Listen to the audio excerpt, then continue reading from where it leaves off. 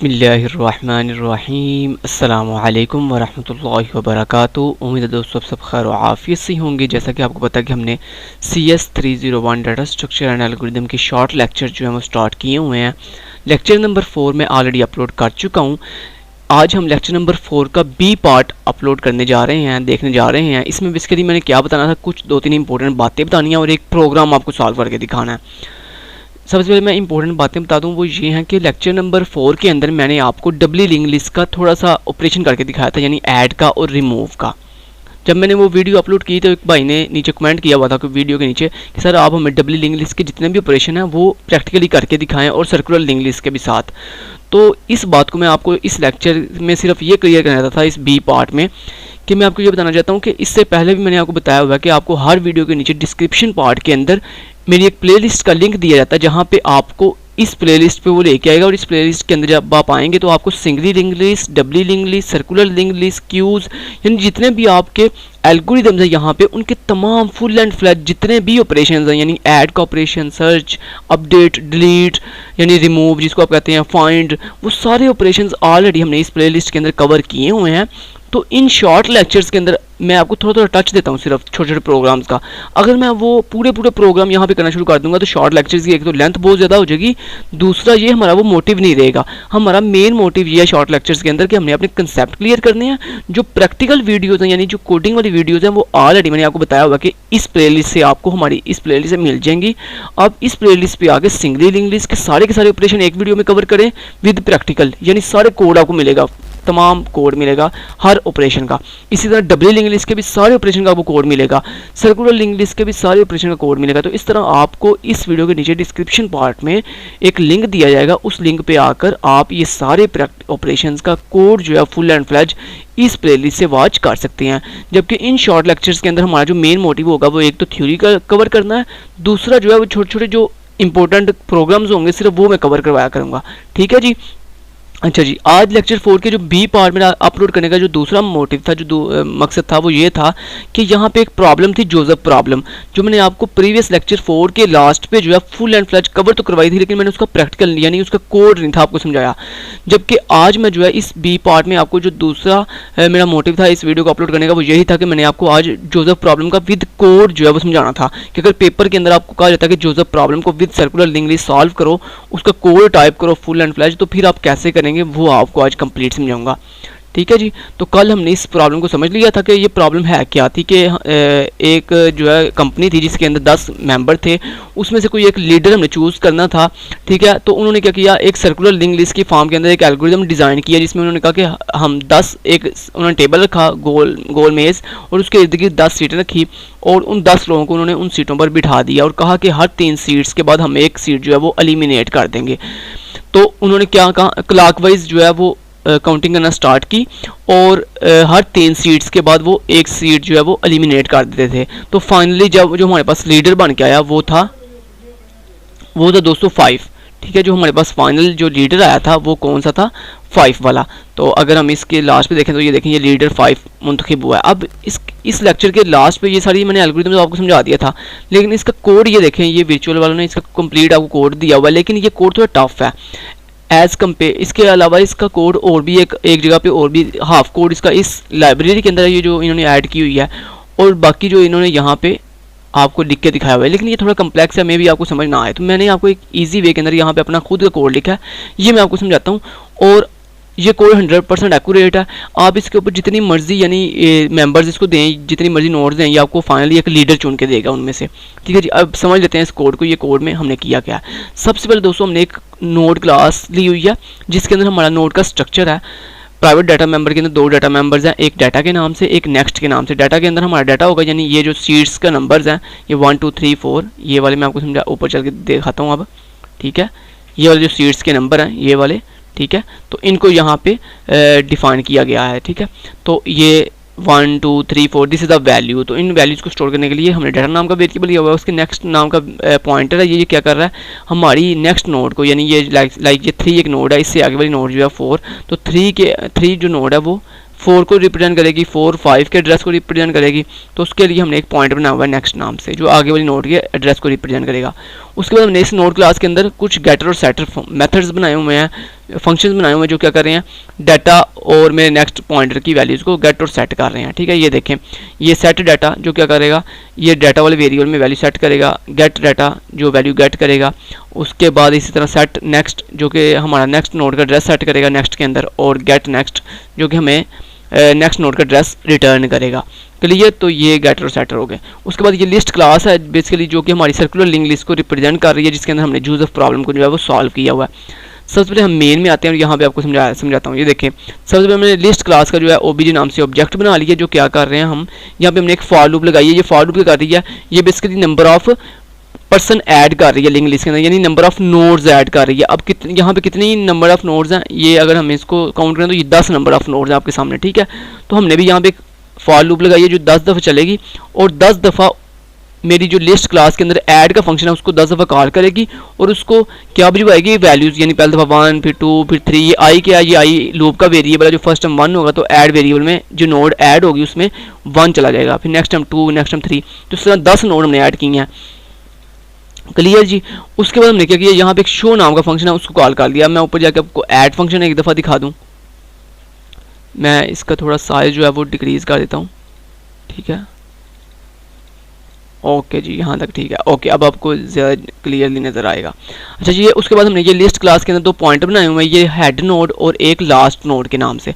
Head nod क्या कर रहा है, ये बेसिकली हमारी लिंक सर्कुलर लिंक लिस्ट जो कि जोसेफ प्रॉब्लम को सॉल्व कर रही है, यहाँ पे उसकी फर्स्ट नोड को हेड नोड पॉइंट आउट करेगा, और लास्ट नोड क्या कर रहा है, ये हमारी लिंक लिस्ट की जो सबसे लास्ट नोड होगी उसको पॉइंट आउट करेगा।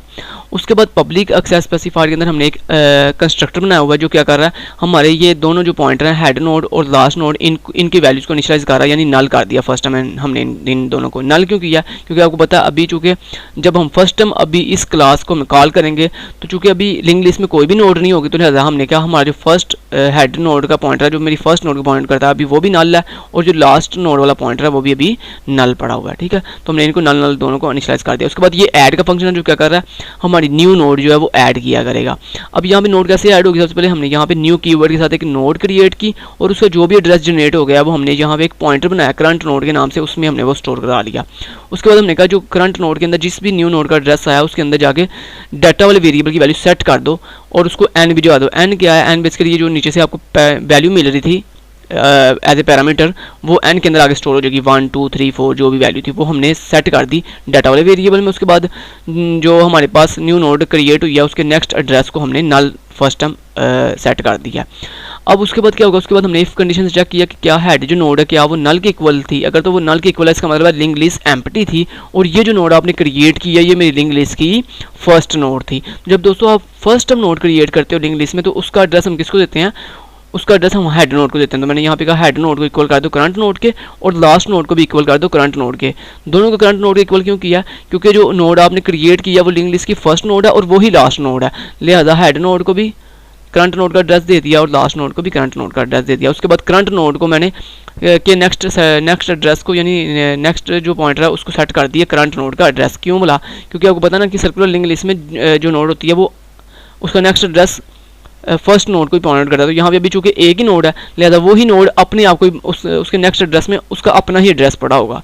ठीक है, अदरवाइज अगर ऐसा नहीं है, यानी अगर एक से ज़्यादा नोड ऑलरेडी आप क्रिएट कर चुके हो तो फिर क्या हम क्या करेंगे, फिर दोस्तों आपको बताना कि सर्कुलर लिंक लिस्ट में क्या होता है, अगर ऑलरेडी नोड पहले से क्रिएट है तो फिर हम जो लास्ट नोड होती है उसके नेक्स्ट एड्रेस को हम करंट नोड का एड्रेस देते हैं, यानी जो न्यू नोड आपने क्रिएट किया है, और जो करंट नोड आपने क्रिएट किया उसके नेक्स्ट को हम फर्स्ट नोड का एड्रेस देते हैं। तो यही हम यहाँ पे कह रहे हैं कि जो मेरी करंट नोड है उसके नेक्स्ट को सेट कर दो हेड नोड के पास आपको पता है फर्स्ट नोड का एड्रेस होता है, और लास्ट नोड को इक्वल कर दो करंट नोड के, यानी जो अभी भी न्यू नोड क्रिएट हुई है अब चूँकि वो लास्ट नोड बन जाएगी तो लिहाजा हमने लास्ट नोड को इक्वल कर दिया करंट नोड के। तो ये नोड्स क्रिएट करने वाला कोड था। उसके बाद ये शो का फंक्शन है जो क्या कर रहा है, ये बेसिकली आपको लीडर चुन के देगा। उसके लिए आपको पता नहीं ये एल्गोरिथम लगा हुआ है, ये एल्गोरिथम क्या कर रहा था बेसिकली, ये फर्स्ट टाइम 10 है ना सीड्स हैं, तो ये कब तक माइनस यानी कब तक एलिमिनेट करेगा सीड्स को, जब तक इसके पास सिर्फ एक सिंगल सीट नहीं बच जाती। तो यहाँ पे देखिए मैंने साइज 10 रखा हुआ है, बेसिकली 10 क्यों, क्योंकि 10 सीट्स हैं टोटल मेरे पास, तो मैंने साइज़ 10 रख लिया। अब ये जो उसके बाद हमने 2 पॉइंट बनाए हैं, एक प्री के नाम से एक पीटीआर के नाम से। प्री जो है वो नल को रिप्रेजेंट कर रहा है और पीटीआर मेरी फर्स्ट नोड को रिप्रेजेंट कर रहा है। फर्स्ट नोड को क्यों? क्योंकि अब हम जो है वो वर्किंग करना स्टार्ट करने लगे हैं, यानी फर्स्ट नोड से स्टार्ट करेंगे और इस तरह मूव करेंगे। तो फर्स्ट नोड का एड्रेस मैंने दे दिया पीटीआर को। तो यहाँ पे देखें पीटीआर से अब वाइल लूप जो है तब तक चलती रहेगी जब तक लिंक्ड लिस्ट में एक नोड नहीं बच जाती। सिंपल। तो ये देखें वो कैसे पता चलेगा? तो सिंपल, हमने साइज़ को क्या रखा हुआ था 10, तो मैंने कहा जब तक साइज़ वेरिएबल की वैल्यू 1 से बड़ी है तब तक ये लूप चलती है। जैसे ही ये साइज़ कम हो, जैसे ही लूप ये वाइल लूप एक दफ़ा चला करेगी तो साइज़ अपनी वैल्यू को एक दफ़ा डिक्रीमेंट कर लिया करेगा। एक दफ़ा डिक्रीमेंट क्यों करेगा? क्योंकि जब एक दफ़ा लूप चलेगी वाइल लूप, तो क्या मतलब है इसका मतलब ये है कि आपने एक सीट जो है वो एलिमिनेट कर दिया, एक सीट बाहर निकाल दी। जब एक सीट बाहर निकलेगी तो साइज़ वेरिएबल की वैल्यू डिक्रीमेंट हो जाएगी। जब डिक्रीमेंट होगी तो ऑटोमेटिकली ये कम होते होते वाइल लूप बार बार चेक किया करेगी कि जब तक साइज़ वेरिएबल की वैल्यू 1 से बड़ी होगी तब तक ये चले। लेकिन जैसे ही साइज़ वेरिएबल की वैल्यू 1 होगी, इसका मतलब लिंक लिस्ट में सिर्फ एक ही नोड बाकी बच गई है और वो ही लीडर होगा फिर आपका। ठीक है, तो यही चीज़ है। उसके बाद जैसे ही वो अंदर आएगा वाइल लूप के अंदर, अब हमने यहाँ पे क्या करना था? हमने ये करना था कि 3 सीट्स के बाद चौथी सीट एलिमिनेट हो। तो यहाँ पे देखें पीटीआर के पास अभी फर्स्ट नोड का एड्रेस था, ये देखें फर्स्ट नोड का PTR equal to head node, यानी फर्स्ट नोड का एड्रेस पीटीआर के पास है। तो मैंने यहाँ पे कहा कि फॉर लूप चलाओ और इसमें क्या करो कि प्री को पीटीआर की इक्वल करते जाओ। और पीटीआर, ये प्री पीटीआर के इक्वल क्यों हो रहा है? क्योंकि हमने एक स्टेप पीछे रहना। एक जो जिस नोड को डिलीट करना है उससे एक पीछे वाली नोड का एड्रेस भी हमारे पास होना चाहिए। तो इसलिए हमने यहाँ पे 2 पॉइंट बनाए हुए हैं। एक एक पॉइंटर वो जो पीटीआर के पीछे पीछे चल रहा है और दूसरा पॉइंटर वो जो करंट नोड को पॉइंट कर रहा है। तो पीटीआर जो है वो जैसे आगे जाएगा प्री उसके साथ चलता जाएगा, यानी उससे एक स्टेप पीछे पीछे चलता जाएगा। ठीक है, तो यही हम कह रहे हैं कि प्री को इक्वल करते हो पीटीआर के और पीटीआर को नेक्स्ट नोड पे लेते जाओ। तो ये लूप अब कितनी दफ़ा चलेगी? 3 दफ़ा। 3 दफ़ा क्यों? क्योंकि हमने 3 नोड्स के बाद चौथी नोड एलिमिनेट करनी थी। तो यही चीज़, इसलिए मैंने यहाँ पे 3 दफ़ा लूप को चलाया। तो ये 3 दफ़ा लूप चल के क्या करेगी? मेरे पीटीआर को फर्स्ट नोड पे पहले, फिर सेकंड नोड पे, फिर थर्ड नोड पे, फिर फोर्थ नोड पे ले जाएगी। जैसे ही फोर्थ नोड पे लेके जाएगी तो देन हम इस नोड का अब क्या कर देंगे? एलिमिनेट कर देंगे। तो एलिमिनेट करने के लिए देखें हमने रिमूव मेथड को कॉल किया हुआ है और उसको दोनों एड्रेस भिजवा दिए हैं। एक प्री का एड्रेस भी भिजवा दिया और एक पीटीआर जिसको डिलीट करना है उसका एड्रेस भी भिजवा दिया। तो फाइनली जो है वो रिमूव मेथड रन होगा। ये क्या करेगा? सबसे पहले चेक करेगा कि जिस नोड को डिलीट करना है क्या वो लिंक लिस्ट की फर्स्ट नोड है। अगर तो फर्स्ट नोड है तो उसका एल्गोरिथम कुछ और होगा। तो उसका एल्गोरिथम फिर ये होगा कि फिर चूँकि जब फर्स्ट नोड डिलीट होती है तो आपको पता ना जो उससे आगे वाली नोड होती है वो फर्स्ट नोड बन जाती है। तो उसके लिए फिर हमने हेड को जो है वो अपडेट कर दिया, हेड को इक्वल कर दिया। जो मेरी फर्स्ट नोड थी उससे आगे वाली नोड के लास्ट नोड को भी अपडेट कर दिया, लास्ट नोड के नेक्स्ट एड्रेस को भी अपडेट कर दिया। ठीक है, और उसके बाद प्री को इक्वल कर दिया पीटीआर के नेक्स्ट एड्रेस के और डिलीट कर दिया करंट नोड को। ठीक है जी, तो करंट नोड जैसे डिलीट हो जाएगी उसके बाद हमने क्या रिटर्न कर दो प्री बेसिकली क्या है? प्री बेसिकली जो नोड डिलीट आपने किया ना, यानी चौथी वाली, उससे आगे वाली जो नोड है ना उसका, यानी ये जो पाँचवीं नोड थी इसका एड्रेस उठा के उसने किसको दे दिया? प्री को। तो प्री हमने वापस रिटर्न कर दिया। रिटर्न क्यों किया? क्योंकि हमने रिटर्न करेंगे तो हम आगे से यहाँ से काउंटिंग अब दोबारा स्टार्ट करेंगे। 5 6 7 फिर 8 एलिमिनेट हो जाएगा ऐसे। तो जैसे हम रिटर्न करेंगे तो यहाँ पे देखें जैसे ही वो रिटर्न हो जाएगा रिमूव मेथड के जरिए हमारा एड्रेस वापस, आपको पता ना जिस फंक्शन को हम कॉल करते हैं वो फंक्शन जो भी हमें चीज़ रिटर्न करे वो उसी लाइन पे जाती है वापस जिस लाइन पे हमने उस मेथड को कॉल किया होता है। तो यहाँ पे हमारी चीज़ जो एड्रेस आएगा न्यू वो यहाँ पे आ जाएगा, वो आगे यहाँ पे पीटीआर में अगेन सेव हो जाएगा। पीटीआर में सेव होने के बाद जब दोबारा वाइल लूप चलेगी दोबारा से फिर ये आगे से हर तीन नोड के बाद एलिमिनेट करता जाएगा। उसके बाद यहाँ पे एल्स इफ लगा हुआ है। ये बेसिकली क्या कर रहा है कि अगर आपकी जो नोड आप डिलीट करने लगे हो अगर वो लास्ट नोड के इक्वल है, यानी अगर वो लास्ट नोड है लिंक लिस्ट की जो आप डिलीट करने लगे हो, अगर वो लिंक लिस्ट की लास्ट नोड है तो फिर उसका एल्गोरिथम कुछ इस तरह से होगा कि लास्ट नोड को फिर हम इक्वल कर देंगे प्री नोड के, यानी पीछे वाली जो उससे पीछे वाली नोड है वो लास्ट नोड बन जाएगी और लास्ट नोड के नेक्स्ट एड्रेस को हम हेड नोड यानी फर्स्ट नोड के इक्वल कर देंगे और डिलीट कर देंगे पीटीआर को और रिटर्न कर देंगे हेड नोड का एड्रेस। हेड नोड का एड्रेस क्यों? क्योंकि जब लास्ट नोड डिलीट होगी तो उससे आगे वाली नोड कौन सी होती है? First node. Circular link list में लास्ट नोड जब डिलीट होती है तो उससे आगे वाली नोड फर्स्ट नोड होती है, इसलिए हमने रिटर्न कर दी फर्स्ट नोड। और उसके बाद अदरवाइज एल्स का मतलब क्या है कि एल्स का मतलब ये है कि अगर जो नोड आपने डिलीट करनी है वो ना तो फर्स्ट नोड है ना ही लास्ट नोड है, यानी मिड में से कोई नोड है, सेकंड थर्ड फोर्थ कोई भी नोड हो सकती है। तो फिर उसका एल्गोरिथम कुछ इस तरह से होगा कि फिर हम जो प्री यानी पीछे वाली नोड होगी उसके नेक्स्ट एड्रेस को जो नोड डिलीट करनी है उससे आगे वाली नोड का एड्रेस देंगे, यानी फर्स्ट करेंगे चौथी नोड डिलीट करनी थी ना तो फिर 3 वाली नोड के नेक्स्ट एड्रेस को हम 5 वाली नोड का नेक्स्ट एड्रेस दे देंगे। तो यही हम यहाँ पे कह रहे हैं कि प्री यानी जो पीछे वाली नोड है उसके नेक्स्ट एड्रेस को जो नोड डिलीट करनी है फोर्थ वाली उससे आगे वाली नोड का एड्रेस दे दो और उसके बाद प्री को इक्वल कर दो पीटीआर के नेक्स्ट एड्रेस के और डिलीट कर दो पीटीआर को, रिटर्न कर दो प्री की वैल्यू को। तो सिंपल इतना ये सिंपल सा कोड था। ये देखें अब ये आपको सिंपल ये जो प्रॉब्लम आपकी कंप्लीट हो गई है सारी की सारी। अब यहाँ पे जो लीडर आया वो 5 आ रहा था, तो यहाँ पे हम देखते हैं क्या हमारा एल्गोरिदम बिल्कुल ठीक वर्क कर रहा है कि नहीं कर रहा। तो यहाँ पे मैंने इसको कंपाइल किया और यहाँ पे देखें लीडर इज़ 5। अब हम चेक करने जाते हैं क्या अगर हम नंबर ऑफ़ सीट्स कम या ज़्यादा दें तो क्या फिर भी ये वर्किंग सही करेगा। तो फर्स्ट करें आपने यहाँ पे नंबर ऑफ़ सीट्स 8 देना चाहते हैं, यानी आपके पास 8 मेंबर हैं, तो आपको जब भी आपने सीटें दोस्तों कम या ज़्यादा करनी है तो आपको 2 जगह पे चेंजिंग करनी पड़ेगी। एक ये जो लूप जो आपके नंबर ऑफ़ नोड्स ऐड कर रही है यहाँ पे, ठीक है, यहाँ पे आपने आई लेस देन और इक्वल जितने भी नोड देंगे वहाँ तक आप मूव करो। लाइक मैंने 8 नोड देने में चाहता हूँ, सिर्फ 8 मेंबर है मेरे पास, उसमें से मैंने लीडर मुंतखब करना है। एक तो ये चीज़ आपने करनी है। दूसरा आपने ये जो साइज़ वेरिएबल है, ये जो साइज़ इक्वल टू 10 लिखा हुआ है अभी, ये डिपेंड कर रहा है कि 10 लोग हैं, लेकिन अभी तो मेरे पास सिर्फ 8 लोग हैं। तो यहाँ पे फिर आपने साइज़ को भी 8 कर लेना, यानी 2 जगह चेंजिंग करनी है। यहाँ पे साइज़ की वैल्यू को तब्दील करना जितनी आपने नोट देनी है, और दूसरा यहाँ पे ये जो loop number of nodes add कर रही है इसकी वैल्यू को भी आपने हाईएस्ट वैल्यू ये मैक्सिमम वैल्यू को भी आपने यहाँ पे चेंज करना है, उतनी नंबर ऑफ़ नोट दे देनी है जितनी आपने ऐड करनी है। अब अगर 8 के लिहाज से चलें तो हमारा देखते हैं कि कौन सा लीडर मुंतखब होता है। तो यहाँ पे देखें दोस्तों लीडर इज 6 नंबर वाली जो सीट है वो लीडर मुंतखब हुआ। तो आप इसको खुद भी एक दफ़ा ड्राई रन करके देखिएगा कि क्या वाकई अगर 8 लोग हों तो क्या उसमें एल्गोरिदम की लॉजिक को मद्देनजर रखते हुए क्या 6 वाली नोड ही लीडर मुंतखब होती है या ये गलत आंसर दे रहा है।